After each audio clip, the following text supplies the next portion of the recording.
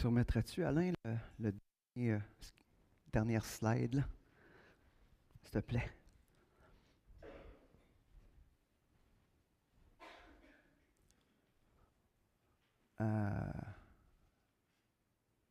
Oui, c'est ça.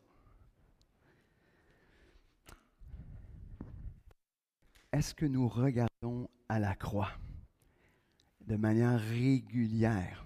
Est-ce que chaque jour, on est là en train de regarder à la croix? Est-ce qu'on réalise qu'on a besoin de regarder à la croix chaque jour? Parce que c'est à la croix que tout s'est joué. C'est à la croix qu'on a besoin de retourner pour continuer à vivre. C'est à la croix qu'on a besoin de retourner pour à la fois retrouver du sens. C'est à la croix qu'on a besoin de retourner pour les choix qu'on fait, pour les décisions qu'on prend. On a besoin de retourner à la croix. Est-ce que la croix, c'est encore, quand on retourne à la croix, est-ce que ça nous touche? Est-ce que ça nous bouleverse encore comme au premier jour? Certains disent, ben là, il faut en revenir à un moment donné. C'est comme chrétien, on a connu on était sauvés. À un moment donné, il faut arrêter de revenir là. Mais notre problème, c'est le jour où on arrête de revenir là, que je pense qu'on est en train de perdre de vue l'importance du salut qu'on a reçu, qui vient transformer notre existence, puis qui continue à la transformer pour nous rendre jusqu'à la stature parfaite de Christ. Donc, je trouvais intéressant qu'on s'arrête à cette strophe-là. J'aime ça revenir sur les chants qu'on chante parce que je me dis, il faut arrêter de chanter, j'appelle ça des chants gratuitement. Si on les chante, c'est parce que ça veut dire quelque chose. C'est l'expression du cœur. C'est une prière, c'est une manière de... Mais il faut aussi, si on se mettait à chanter seulement ce que l'on croit vraiment, est-ce qu'on serait plus silencieux? En tout cas, peut-être que moi, en tout cas, je serais peut-être plus silencieux par moment. Mais on a besoin de s'arrêter aux paroles. Ce matin, dommage, Marie-Lou n'est pas là pour faire une illustration. Il y a des petits poutres qui sont malades, là, fait que ne pouvait pas être là. C'est tellement, je trouve ça plate, là, pour tout le monde, surtout pour les adultes, parce que je sais qu'on s'attend à toutes ces illustrations-là qui nous aident dans toute notre semaine, parce qu'on se souvient longtemps. Désolé, ça va être moi ce matin, mais je ne ferai pas d'illustration. Moi, je vais laisser ça à Marie-Lou. Elle fait tellement bien ça qu'elle a mis le standard tellement élevé que j'ose même pas, là, j'oserais même pas. Tantôt, j'ai oublié une annonce importante. Sacha avait donné son témoignage il y a 2 semaines. Donc, Sacha, c'est membre maintenant de l'Église évangélique. Fait qu'on veut...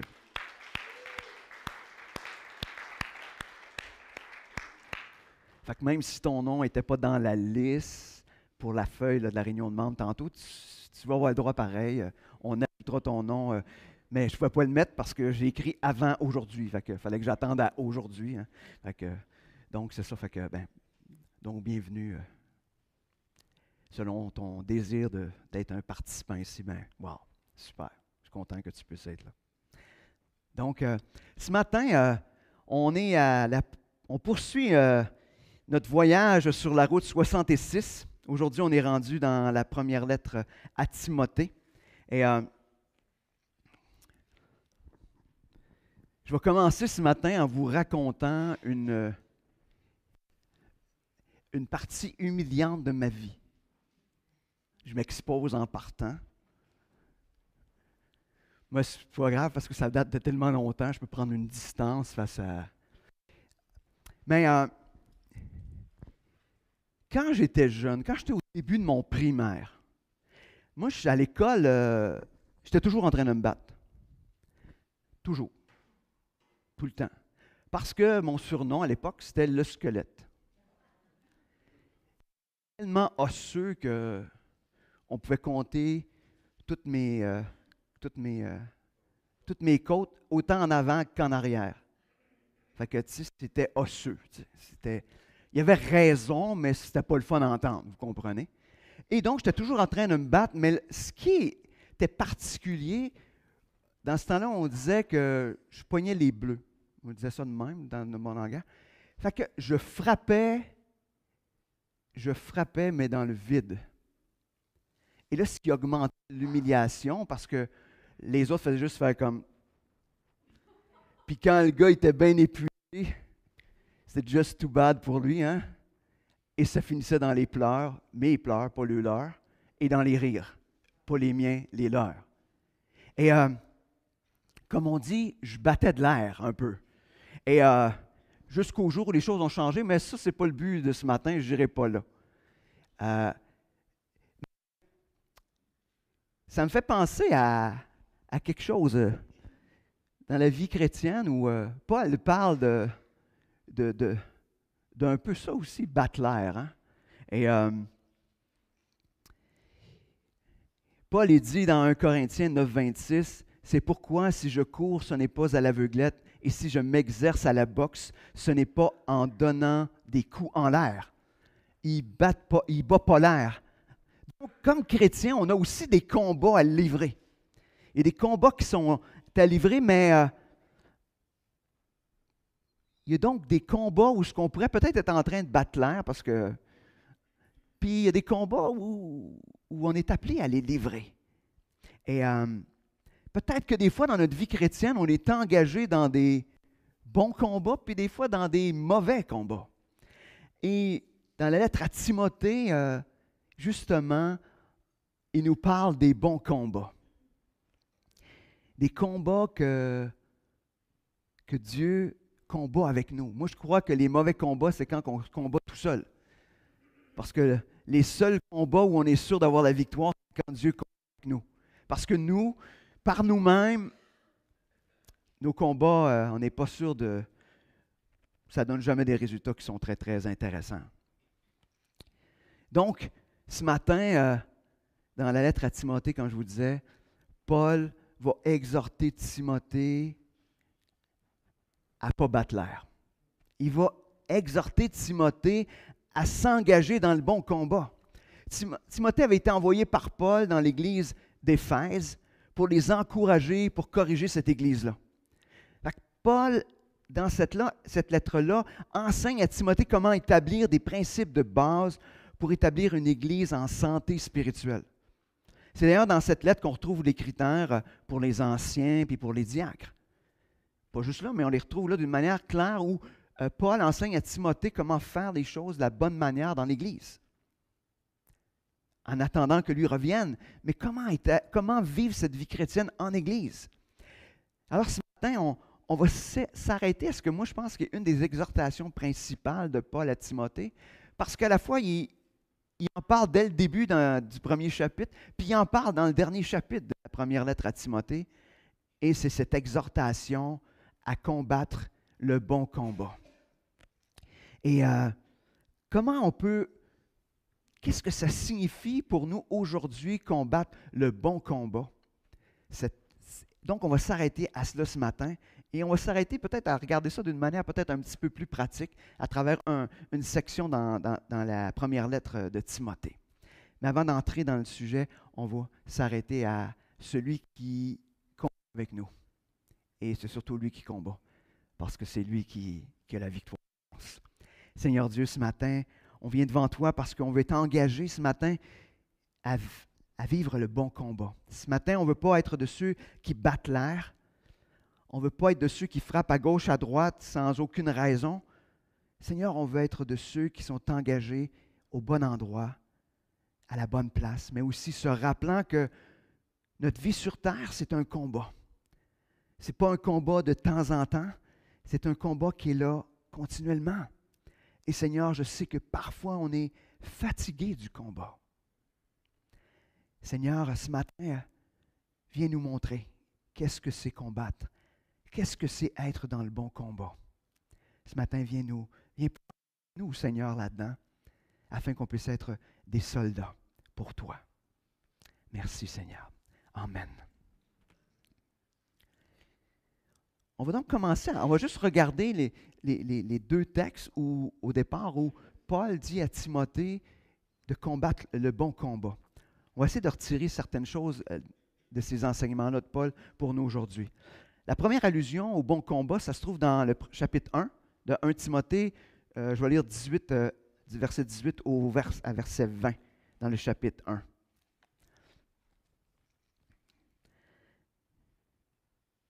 Il dit, « Timothée, mon enfant, voici le conseil que je t'adresse en accord avec les prophéties prononcées autrefois à ton sujet, en t'appuyant sur ces paroles. Combat le bon combat, avec foi et avec une bonne conscience, dont certains se sont égarés au point que leur foi a fait naufrage. Parmi eux se trouvent Hyménée et Alexandre, que j'ai livrés à Satan pour qu'il apprenne à ne plus blasphémer. » Fait que si on veut juste ressortir certains éléments, c'est qu'il semble qu'il y a un combat à mener. J'espère que je ne vous apprends rien, mais il y a un combat. Au départ, il y a un combat. Dans la vie chrétienne, si on pense qu'il n'y a pas de combat à mener, on va être KO tout le temps. On ne comprendra pas ce qui va arriver. Donc, il y a un combat à mener. En même temps, c'est dit combat, le bon combat, ça veut dire qu'il y a à la fois des bons et des mauvais combats. Ça veut dire que des fois, on peut se battre pour rien. Ce qui nous ramène aussi, c'est que dans le fond, le combat, ça concerne l'Évangile. Ça concerne ce que Jésus est et ce que Jésus a fait. Et le combat est aussi basé sur cette ferme assurance de l'Évangile, ce en quoi nous prêtons foi. Donc le combat, c'est pas tout ce qui est autour. Et aujourd'hui, en plus dans cette période, mettons qu'il y en a des combats. Hein? Mais si on se met à mettre l'Évangile dans tout ce qui semble être des combats, on va réaliser que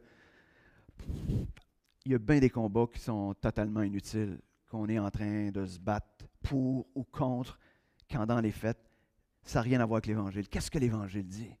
Ce qui est important, qu'est-ce qui est un bon combat, c'est quand ça concerne l'Évangile, la vérité de l'Évangile.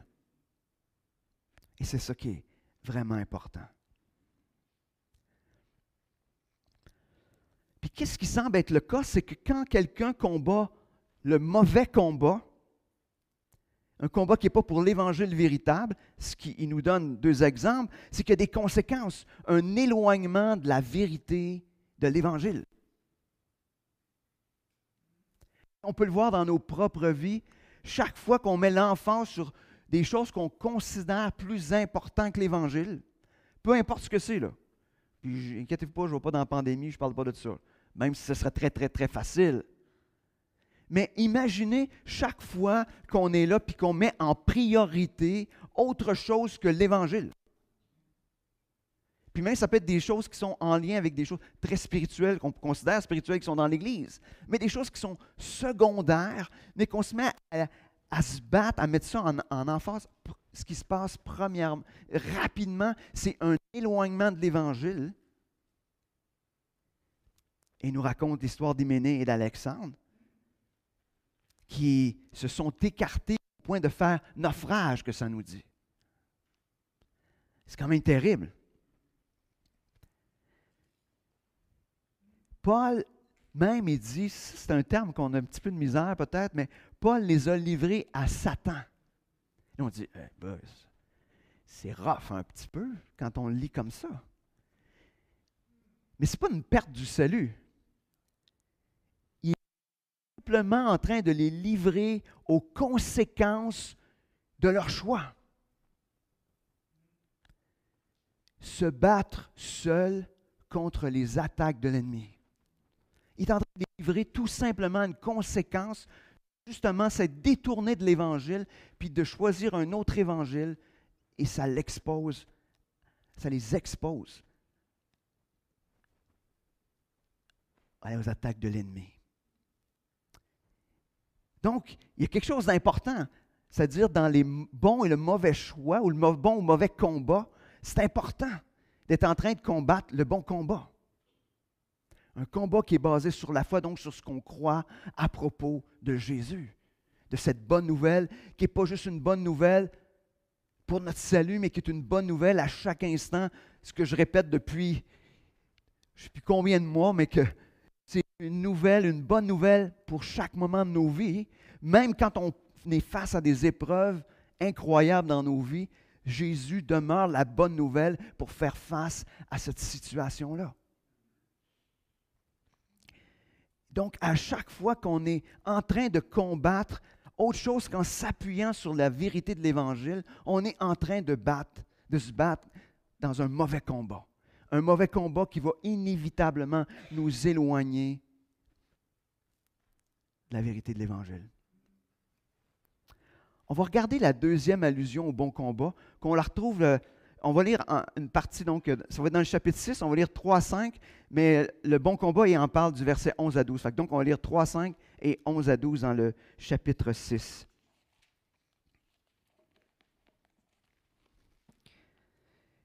Donc, de 3 à 5.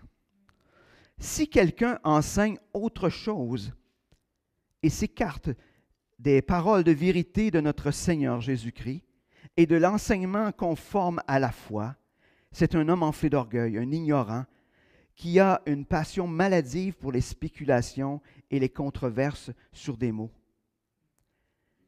Qu'est-ce qui en résulte? Des jalousies, des disputes, des dénigrements réciproques, des soupçons malveillants et des discussions interminables entre gens à l'esprit faussé, et ne connaissent plus la vérité et considèrent la foi en Dieu comme un moyen de s'enrichir. Allons maintenant dans le verset 11 à 12. « Mais toi ». Donc, il a continué dans la même lignée, mais là, il est en train de dire, en s'adressant à Timothée, « Mais toi, homme de Dieu, fuis toutes ces choses. Recherche ardemment la droiture, l'attachement à Dieu, la fidélité, l'amour, la persévérance, l'amabilité. Combat le bon combat de la foi. Saisis la vie éternelle que Dieu t'a appelé à connaître et au sujet de laquelle tu as fait une belle profession de foi en présence de nombreux témoins. » Si on commence avec du verset 3 à 5, ce que ces trois versets-là, ils nous enseignent, ils nous parlent d'une certaine manière du mauvais combat. Un mauvais combat, donc, est basé sur une autre vérité et un autre enseignement que l'Évangile. Parce qu'il nous dit, si quelqu'un enseigne autre chose. Ce qu'on découvre aussi, c'est que la base de ce combat-là, qui est le mauvais combat, c'est d'être centré sur soi. Ça nous dit, enflé d'orgueil, un ignorant, des spéculations, des controverses de mots, ça emmène toutes sortes de choses, des jalousies, des disputes. Donc, il s'est centré sur soi. Donc, le but dans un mauvais combat, c'est d'avoir raison. Pas que l'Évangile ait raison, mais d'avoir raison. C'est pour ça que souvent, je crois, dans certains débats, notre problème, c'est de discuter d'opinions sans jamais mettre l'Évangile au centre. Parce que de mettre l'Évangile au centre dans une discussion où on n'est pas d'accord, nous oblige de part et d'autre à être très humbles. Parce qu'il est fort probable que nous ayons tous les deux raison, tort et raison. Et les deux. C'est un fait aussi. C'est-à-dire, s'il est probable que nous ayons en partie raison et en partie tort, mais c'est l'Évangile qui a raison. Et quand on s'appuie sur l'Évangile et que l'Évangile devient le centre, il n'y en a plus de dispute. Parce que la seule dispute qu'on peut avoir, c'est avec Dieu, et là, c'est un autre combat. Parce que ça ne veut pas dire qu'on ne veut pas s'ostiner avec Dieu. Y en a-tu ici qui sont déjà ostinés avec Dieu? Moi, oui. Mais je vous dis tout de suite, on ne gagne jamais. Ça ne marche pas. Jamais que Dieu me dit, « Hey, Sylvain, tu as vraiment raison. Tu as bien évalué ça. Ça a du sens ce que tu me dis. » Non. Toujours, il m'a montré que ça n'avait pas de sens, mais que lui avait raison. Donc, D'avoir un mauvais combat, c'est être en train de se battre pour autre chose que l'Évangile. Puis on met l'emphase sur autre chose que l'Évangile. Et ce que ça crée, c'est, oui, la désunion, mais ça crée aussi où chacun, peut-être, va finir en pensant qu'il a raison, mais dans les faits, dans l'Évangile, où Dieu nous appelle à vivre cette unité. Puis la seule manière de vivre l'unité, c'est de mettre l'Évangile au centre de toute chose. Donc, qu'est-ce qui arrive quand on combat le mauvais combat, des disputes sans fin de mots, le manque d'amour, la tentative de détruire l'autre? Ah, imaginez. Hey, c'est le fun, hein? On a une réunion de membres tantôt. Ben, je ne pense pas qu'il va y avoir d'éléments de... Mais je trouve que ça aurait été un bon message, tu sais, pour une église ou des réunions de membres virulentes, ce qui n'est pas le cas ici, mais tu sais, moi, je me souviens d'une certaine époque, quand je suis venu à l'Évangile, hey boys! C'était dans les réunions de membres qu'on avait l'exemple la moins proche de l'Évangile. J'ai vu toutes sortes d'affaires, là. Mais imaginez si à la place, à ce moment-là, on avait décidé de mettre l'Évangile au centre. Qu'est-ce que l'Évangile dit? Il y aurait eu beaucoup moins de déchirement. Au lieu d'être juste là, moi, tu sais, parce que les mauvais combats, c'est moi et moi. Toujours. Et on voit aussi que dans les mauvais combats, l'Évangile est utilisé afin d'obtenir gain de cause. Elle n'est plus la vérité auquel on doit obéir, mais on l'utilise pour notre vérité. Donc, le mauvais combat, la meilleure manière de le voir, c'est quand il y a beaucoup de jeux, là. Des fois, ce n'est pas en mots, mais il y a beaucoup de jeux intérieurs dans la manière de débattre. Puis on dit, ah, ça, c'est pas un combat pour l'Évangile. Ça, c'est un combat pour moi, puis Christ n'est pas au centre. Mais on va continuer. Parce que dans le verset 11 et 12, où il nous parle du bon combat, il est en train de dire donc à Timothée, mais toi, homme de Dieu, mais toi, femme de Dieu, mais toi, homme de Dieu dans l'Église, au-delà de tout ça, on peut dire, ah oui, Timothée, c'était quand même un leader, mais Timothée, c'est un disciple auquel Paul est en train d'enseigner, et la vérité qu'il est en train de lui donner, c'est bon pour tout le monde. Il dit, fuis ces choses. À imaginer. La première des choses, il est en train de dire, fuis les mauvais combats. Hey, ça me parle, moi. Moi, je suis un gars qui aime débattre. Donc, je peux me retrouver entraîné dans des mauvais combats. Parce que quand on aime débattre, c'est comme... surtout, moi, je pense que j'ai toujours raison. Non. Je sais rapidement que je n'ai pas toujours raison. Mais donc, j'aime, c'est quelqu'un qui aime débattre. Mais on est beaucoup... Les gens, en général, on aime débattre. On aime avoir raison. Mais ce que Paul dit à Timothée, fuis. Prends les jambes à ton cou, puis va-t'en. Quand ça s'enligne vers le quoi, tu dis, oh, OK, c'est bon, je ne suis pas là. Je ne suis pas là. D'une part, il dit de fuir, mais d'autre part, il l'appelle à rechercher. Rechercher ce qui est droit, ce qui nous attache de plus en plus à Dieu, ce qui est fidèle à la vérité. Vous ne voyez pas comment le focus est changé. C'est plus sur hey, il me semble que j'ai raison. C'est OK, Seigneur, c'est quoi? C'est quoi la vérité? Qu'est-ce qui est important? Ce que je veux, Seigneur, c'est d'être fidèle à toi. Ce que je veux, Seigneur, c'est d'être de plus en plus semblable à toi.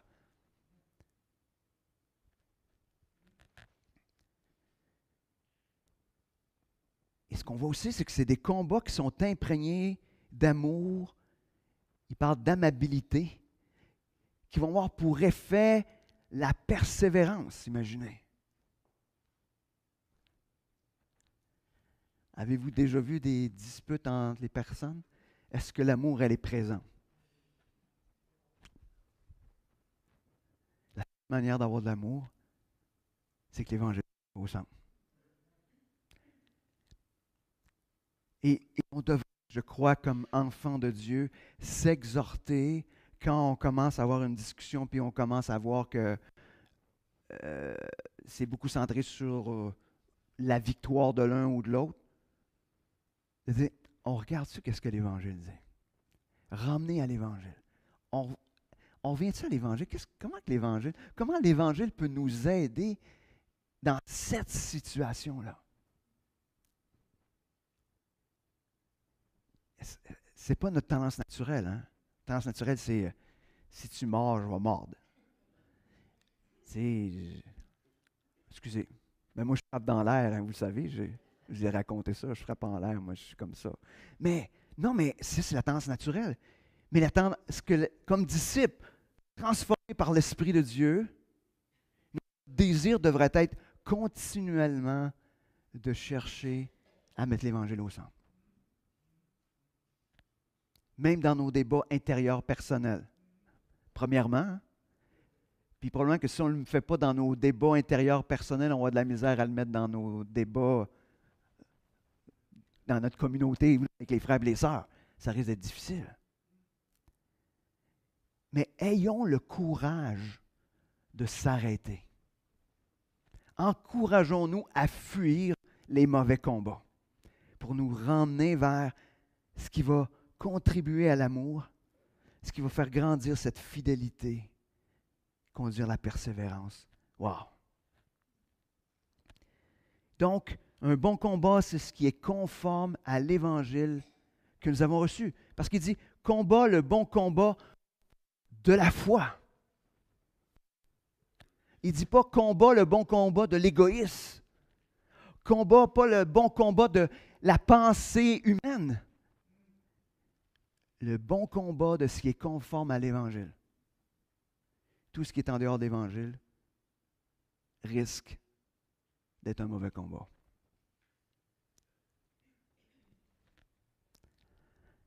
On est tellement attaché à nos petits gogos, hein, nos petites affaires, on veut tellement avoir raison. Mais je veux juste vous dire que vous avez tout tort, moi inclus. Le seul qui a raison, c'est Christ. Et quand on revient là, imaginez si on remet l'Évangile dans nos discussions entre frères et sœurs, si on remet l'Évangile dans nos discussions dans notre vie de couple, si on remet l'Évangile dans toutes nos situations, imaginez comment ça va être différent. Ça va créer des relations, de l'intimité, de la proximité d'une manière encore plus incroyable.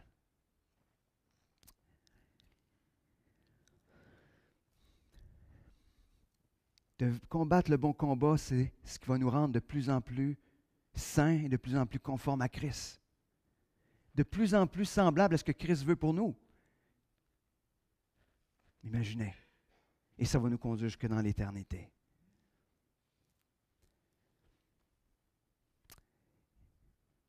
Est-ce qu'on combat le bon combat ce matin? Ou est-ce qu'on est en train, plus souvent qu'autrement, en train de se battre pour toutes sortes d'affaires qui n'auront aucune importance dans le sens de nous rapprocher de Christ?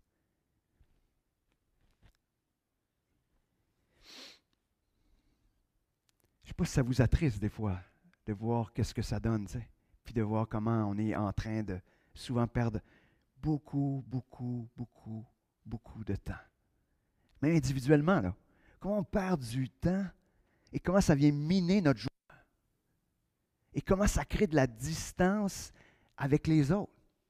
On est dans une période où il n'y aurait jamais eu autant de monde qui aurait voulu vivre dans le bois tout seul. On est probablement la période où... Parce que les gens disent « je ne veux plus de ça. » Mais imaginez, je pense que c'est juste l'Évangile qui va nous faire sortir du bois. Puis nous donner le goût d'être ensemble à nouveau. J'aimerais qu'on prenne le chapitre 4 dans 1 Timothée. On va essayer de faire sortir certains éléments peut-être un peu plus pratiques concernant le bon combat. À partir du verset 1, je pense qu'on passe le chapitre au complet, mais on va le faire par section. On va faire ça quand même rapidement. Ça nous dit, cependant, l'Esprit déclare clairement que dans les derniers temps, plusieurs se détourneront de la foi, parce qu'ils s'attacheront à des esprits trompeurs et à des enseignements inspirés par des démons. Ils seront séduits par l'hypocrisie de prédicateurs de mensonges dont la conscience est comme marquée au fer rouge. Ces gens-là interdiront le mariage et exigeront que l'on s'abstienne de certains aliments, alors que Dieu a créé toutes choses pour que les croyants, ceux qui connaissent la vérité en jouissent avec reconnaissance. Ce qui est en train de soulever, puis on a besoin de se rappeler ça, c'est qu'il y a une réalité. La tendance naturelle, ou humaine, je devrais dire, ou tendance de la chair, c'est de se détourner de la foi. De se détourner. C'est comme, OK. Et puis, c'est encore plus facile, je pense, aujourd'hui que ça l'était à certaines époques. On est tellement exposé à toutes ces choses. Des super bonnes, puis des super pas bonnes. Puis on est exposé à ça. Et naturellement, on se laisse un peu séduire par toutes ces choses-là. Mais ça, il faut savoir que c'est le travail de l'ennemi. S'il peut nous éloigner, détourner notre regard face à la réalité de l'Évangile. Une autre réalité, c'est qu'on a tendance à se laisser séduire par des demi-vérités ou par le mensonge. Des fois, on écoute de quoi, on dit hey, c'est pas mal bon, c'est pas mal bon. Ouais. Puis à un moment donné, il y a une petite affaire qui passe. Puis tranquillement, ça devient une vérité. Vous remarquerez, hein, souvent quand on se met à débattre, puis que l'Évangile n'est pas au centre, là, on commence à se donner des arguments. Puis quand on se met à fouiller plus loin sur les arguments, des fois, je te dis que c'est pas vrai pantoute. Ah, j'ai entendu ça. On m'a dit que. Oui, ça vient d'où? C'est quoi? On ne sait plus. Mais on l'a pris pour une vérité. On sait, mais dans les faits, c'est un mensonge. La troisième réalité, c'est qu'il va y avoir toujours des faux enseignants. Il va toujours en avoir qui vont enseigner autre chose que l'Évangile et qui vont se dire de l'Évangile. Ça nous oblige donc à y avoir les yeux bien enlignés, je ne dirais pas avec les trous, mais bien enlignés avec la vérité de l'Évangile. Mais il va en avoir toujours.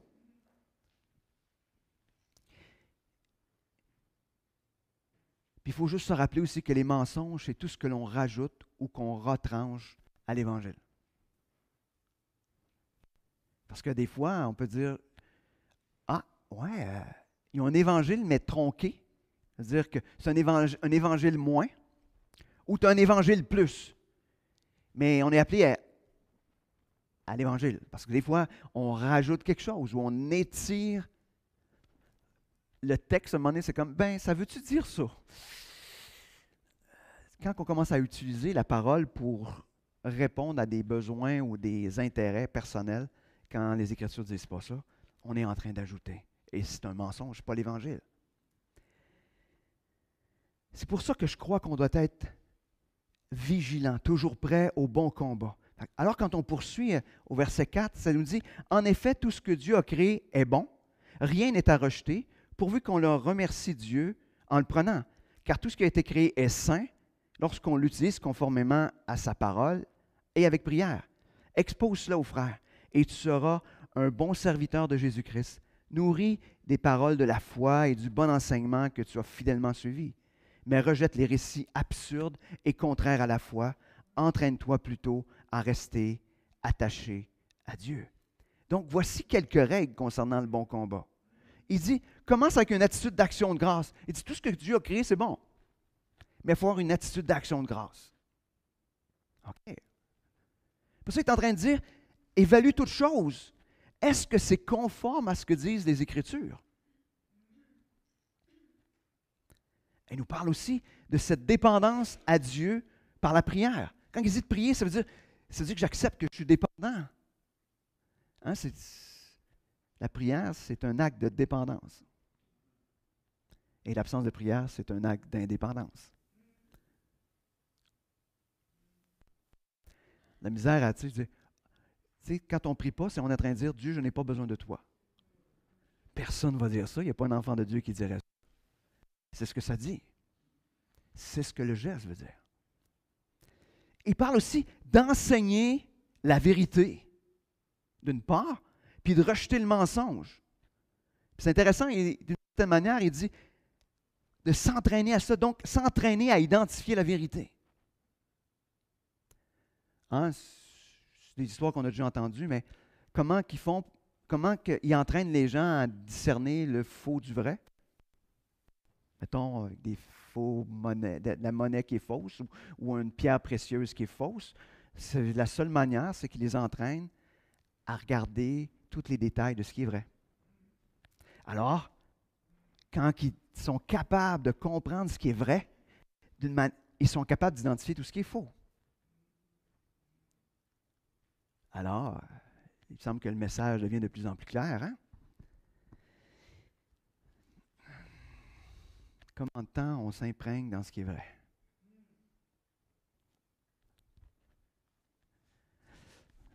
Jamais assez, je pense. Puis s'imprégner, ce n'est pas juste de lire, ce n'est pas juste de rendre ça. Puis je vais le dire, puis je le dis souvent, je ne veux pas que vous lisiez la Bible. Je veux que vous rencontriez Dieu à travers les Écritures. Parce que c'est Dieu qui est en train de nous parler, puis qui est en train de nous parler de la vérité. Plus qu'on est imprégné de la vérité, plus qu'on va discerner ce qui est faux. Plus qu'on va discerner les pièges. Plus qu'on va discerner le vrai du faux évangile. Je sais, des fois, je réalisais, à un moment donné, dernièrement, je lisais de quoi, puis je disais, tu sais, des fois, tu lis quelqu'un qui, quand même, tu considères comme quelqu'un théologiquement. Puis là, tu dis, il me semble que c'est pas tout à fait conforme. Avant, j'aurais jamais osé dire ça. Mais là, je vous dis, puis je ne vous dirai pas quoi. Le but, c'est pas ça. Mais c'est juste que, c'est qu'à un moment donné, à force de s'imprégner, on est en mesure de voir les petites nuances, des fois, dans lesquelles on glisse, que moi-même, je glisse. C'est pour ça que vous ne devez pas toujours être là en train de dire, ah, ce que Sylvain dit, c'est toute la vérité. Il n'y a pas quelque chose là-dedans qui est à... Non, non. Je veux au contraire que vous preniez ce que je dis, vous dites, c'est-tu conforme à la vérité? Puis si ce n'est pas conforme, rejetez. Mais ne me rejetez pas, s'il vous plaît, venez me le dire. Mais, donc, on a besoin de s'imprégner de la vérité.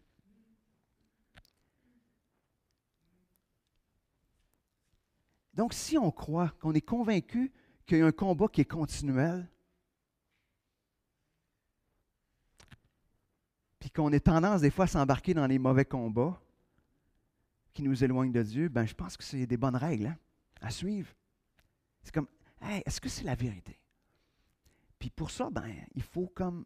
Puis c'est intéressant, ça commence par une dépendance à Dieu dans la prière. Ne vous dites pas, il me semble que ça c'est logique ou ça c'est pas logique. Déjà là, on est dans l'erreur, saviez-vous? Parce que votre logique, ça se peut qu'elle soit à côté de la logique de Dieu. Moi, je pense que je suis quelqu'un de très logique. Mais Dieu m'étonne avec son illogisme apparent. La première illogisme apparent, c'est mon salut. Logiquement, en toute logique, Dieu aurait dû me mettre dehors à coups de pied dans le derrière. Ça, c'est ce qui est logique. C'est ce qui est raisonnable. Alors, étant donné que Dieu a une logique tout à fait différente de la mienne, je suis mieux de m'imprégner de sa vérité. C'est intéressant, quand on continue, Paul il fait une comparaison entre l'entraînement spirituel et l'entraînement physique. Je trouve ça le fun, surtout dans un contexte aujourd'hui où on met l'emphase sur cet entraînement physique. C'est intéressant l'image qu'il fait. Puis ça met des fois on s'en sert à mauvais escient, ce texte-là, mais on va remettre les choses comme ils sont là. Il dit au verset 8, l'exercice physique a son utilité, certes. Donc, on règle tout de suite, c'est utile. Hein, l'entraînement physique, c'est utile. Mais celle-ci est limitée. OK, mais c'est limité. L'attachement à Dieu, lui, est utile à tout puisqu'il possède la promesse de la vie pour le présent et pour l'avenir. C'est là une parole certaine et qui mérite d'être reçue sans réserve. En effet, si nous nous donnons du mal et si nous luttons, c'est parce que nous avons mis notre espérance dans le Dieu vivant, qui est le bienfaiteur de tous les hommes et au plus haut point de ceux qui se confient en lui. C'est là ce qu'il te faut recommander et enseigner. Mais c'est intéressant. Il se sert d'une image il parle de comme on est capable de voir que l'entraînement physique, c'est utile. Encore plus aujourd'hui. À l'époque, je pense qu'il en avait probablement besoin moins que nous, parce qu'il marchait plus. Hein. Aujourd'hui, je disais c'est pas une joke, mais je faisais un constat. Aujourd'hui, on achète aux petits-enfants des véhicules motorisés électriques. Moi, je dis, pédale, fais quelque chose. Déjà, ils sont assis puis ils se font driver avec une batterie. Puis ils n'ont même pas besoin. C'est le début du quadriporteur. Là, tu sais. Tu vas peut-être finir dans un quadriporteur. Commence pas en quadriporteur. Mais non, ça, c'est passé. Je viens de passer ma petite... c'est pas une vérité évangélique. Là. C'est une petite montée de lait. Mais... Donc, l'entraînement physique, elle est utile, mais comme on considère que l'entraînement physique est utile, l'entraînement spirituel, il devrait être vraiment plus au-dessus. C'est ce qui devrait prédominer nos vies. Mais là, il prend l'exemple de l'entraînement physique. Mais on pourrait prendre n'importe quoi, hein? Qui prend beaucoup de place dans nos vies, puis qui n'y a rien rapport avec l'Évangile. Ce n'est pas nécessairement des mauvaises choses. Mais il dit, priorise cet entraînement spirituel. Parce que c'est en lui qu'on va trouver tout ce qui est nécessaire pour notre vie maintenant, ce que ça nous dit, puis pour l'éternité. En physique, c'est utile juste cette là. Puis peut-être juste pour une partie du temps, parce qu'on ne sait pas la santé qu'on aura puis la capacité qu'on aura. Imaginez, c'est juste pour une partie de notre vie. Mais là, ce qu'il dit, c'est cet entraînement spirituel à connaître la vérité, ça dépasse. C'est utile toute ta vie terrestre et jusqu'à l'éternité. Fait que ce matin, si on mettait dans la balance l'entraînement spirituel et tout autre type d'entraînement ou toutes sortes de choses qu'on met de l'importance dans nos vies, la balance, elle balancerait où? Elle balancerait où? Puis je ne vous reproche pas ça plus à vous autres, je me mets dedans, là. Qu'est-ce qui a du poids dans la balance, le plus? Pourquoi on s'entraînerait spirituellement ce matin? Parce que notre espérance est en Dieu seul. L'autre raison qu'il nous donne, c'est parce que Dieu récompense tous les hommes, il dit tout, là, puis d'une manière encore plus particulière, ses enfants. Wow! Ceux qui ont mis leur confiance en lui pour leur salut. Si on prenait n'importe quelle, mettons, situation ce matin qu'on vit, puis tu décidais de commencer par l'action de grâce. Tu sais, des combats que vous avez, quand je parle de situation ou de combat. Commencez par l'action de grâce. Puis on commencerait après ça à l'exposer aux Écritures, face à la vérité de l'Évangile. Si dans la prière, on demandait à Dieu de nous diriger. Si on faisait le ménage entre ce qui est la vérité de ce qui est le mensonge, ou ce qui est un autre Évangile. Si chaque jour on prenait du temps pour s'entraîner à discerner la vérité du mensonge en s'exposant à la vérité. Si ce matin on acceptait que le combat, c'est une réalité quotidienne. Savez-vous, le texte qui est quand même intéressant, c'est soit que tu es en train de combattre ou soit que tu es en train de t'entraîner pour combattre. C'est clair de même. Hein, ça, c'est comme un soldat qui est au front. ils ont des attaques, puis d'autres fois, ils sont en train juste de se préparer à aller se rebattre à nouveau. Mais ça, c'est la vie chrétienne. J'aimerais vous parler d'un long fleuve tranquille, mais ce que ça nous dit, c'est que l'issue, c'est... Donc, un long fleuve tranquille, si finalement, on va se retrouver un naufragé. Mais si on acceptait que le combat, c'est une réalité quotidienne, parce que notre désir, c'est d'être plus près de Dieu, et que c'est ce qui est le plus important pour nous, qu'est-ce qui serait différent? Qu'est-ce qui serait différent ce matin? J'aimerais conclure ce matin avec l'encouragement que Paul donne à Timothée. Une exhortation aussi pour nous ce matin. Au verset 12, ça dit « Que personne ne te méprise pour ton jeune âge. » Ça ne me concerne plus. Mais je ne pense pas que Timothée, il n'avait pas 12 ans, là. Paul était vieux. Mais je vais en parler un peu plus loin.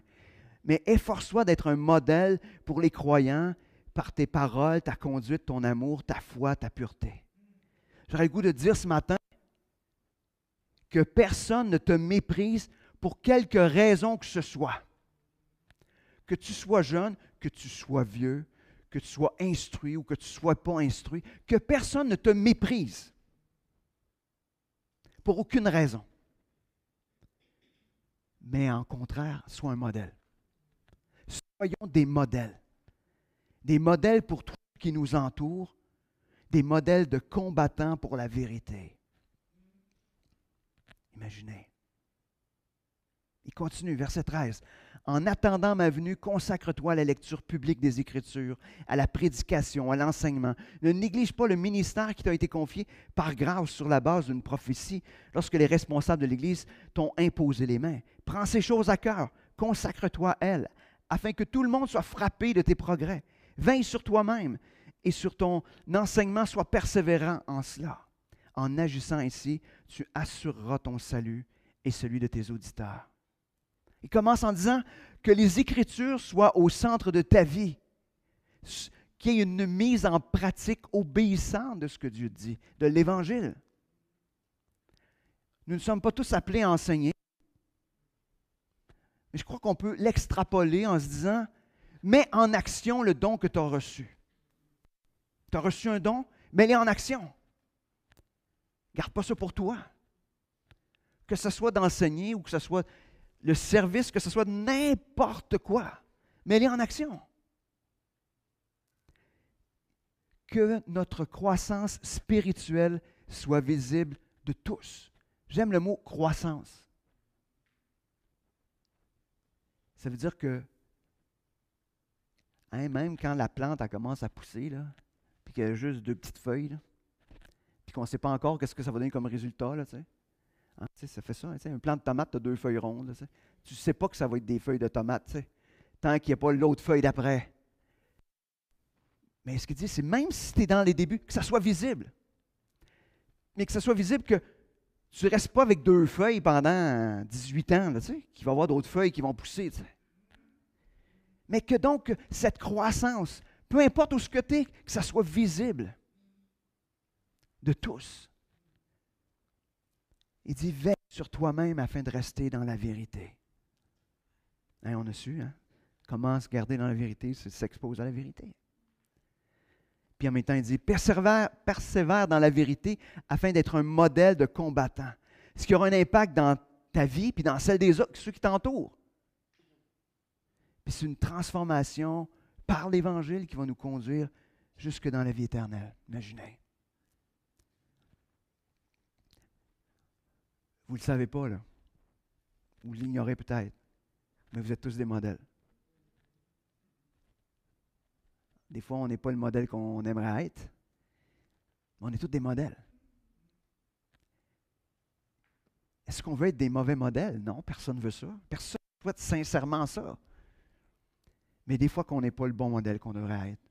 Mais ce qu'il dit, c'est expose-toi à la vérité afin de ce modèle qui va avoir un impact dans la vie des autres, qui va les emmener, et les autres même, à vouloir être de plus en plus semblables à Christ. Certains vont vouloir se tourner vers Christ parce qu'ils connaissent Christ et ils disent « Hey, Je vois ce que Dieu fait dans sa vie. Est-ce qu'on veut être reconnu pour être des combattants pour des mauvaises choses, qui combattent des mauvais combats? On ne veut pas avoir le titre de Ah, lui, c'est un chiot, lui, il chiot tout. Il n'est jamais content de rien. Il n'est jamais d'accord avec rien. Ah non, il s'ouvre la bouche. Ah non, il va dire de quoi qu'on. Hein, est-ce quelqu'un qui veut ce beau titre-là? Personne. Mais si à chaque fois qu'on ouvre la bouche, les gens disent Ah, wow, OK, il vient de ramener l'Évangile. Il vient de recentrer ça sur l'Évangile. Ça m'exhorte, ça m'encourage à mettre l'Évangile au centre. C'est ce qu'on veut tous être. Mais que notre croissance, fait dire qu'on peut être des petits modèles tout nouveaux, des modèles récents. C'est le fun, des modèles récents, tu sais, qui vont avoir leur impact auprès des. Parce que des fois, les plus vieux dans la foi ont besoin des modèles récents.